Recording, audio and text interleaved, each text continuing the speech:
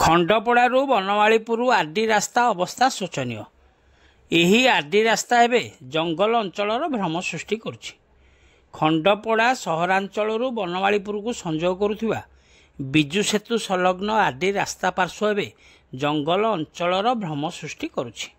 ଫଳରେ ପଥଚାରୀ ଓ ସାଧାରଣ ଲୋକେ ହନ୍ତସନ୍ତ ହେଉଥିବା ନେଇ ଅଭିଯୋଗ ହୋଇଛି। ଗତ ପ୍ରାୟ ବର୍ଷେ ହେବ ଏହି ରାସ୍ତା ଅବସ୍ଥା ଶୋଚନୀୟ ହୋଇପଡ଼ିଥିବା ବେଳେ ଏବେ ଜଙ୍ଗଲ ଅଞ୍ଚଳ ଯୋଗୁଁ ଦୁର୍ଘଟଣାର ସମ୍ମୁଖୀନ ହେଉଛନ୍ତି ପଥଚାରୀ। ବିଶେଷ କରି ବିଜୁ ସେତୁକୁ ଲାଗି ଆର୍ଡି ରାସ୍ତା ଉପରକୁ ଗଛଲତା ମାଡ଼ି ଆସିଥିବା ବେଳେ ଏହି ସଂକୀର୍ଣ୍ଣ ରାସ୍ତା ସମସ୍ୟା ବଢ଼ାଉଛି।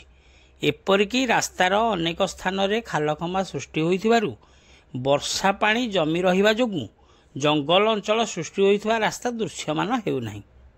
ଫଳରେ ସହରାଞ୍ଚଳକୁ ଆସୁଥିବା ଲୋକେ ଦହଗଞ୍ଜ ହେଉଥିବା ନେଇ ଅଭିଯୋଗ ଆଣିଛନ୍ତି। ଅନ୍ୟପକ୍ଷରେ ରାସ୍ତା ମରାମତି ତଥା ପୁନରୁଦ୍ଧାର ନିମନ୍ତେ ଆର୍ଡି ବିଭାଗ ପକ୍ଷରୁ ଲକ୍ଷାଧିକ ଟଙ୍କା ଖର୍ଚ୍ଚ ହେଉଥିବା ବେଳେ ଏହି ରାସ୍ତା ପ୍ରତି ସତେ ଯେପରି ଆଖି ବୁଜି ଦେଇଛି ବିଭାଗ। ଏଥିନେଇ ସହରାଞ୍ଚଳବାସୀ ବାରମ୍ବାର ଅଭିଯୋଗ କରିବା ସତ୍ତ୍ୱେ କୌଣସି ପଦକ୍ଷେପ ନିଆଯାଉନଥିବାରୁ ଆର୍ଡି ବିଭାଗର ପାରିଆପଣିଆ ପଦାରେ ପଡ଼ିଛି।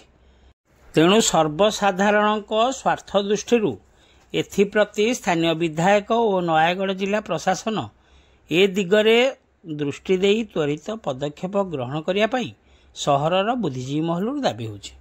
ଖଣ୍ଡପଡ଼ାରୁ ସନ୍ତୋଷ କୁମାର ସାହୁଙ୍କ ରିପୋର୍ଟ, ଖଣ୍ଡପଡ଼ା ଖବର।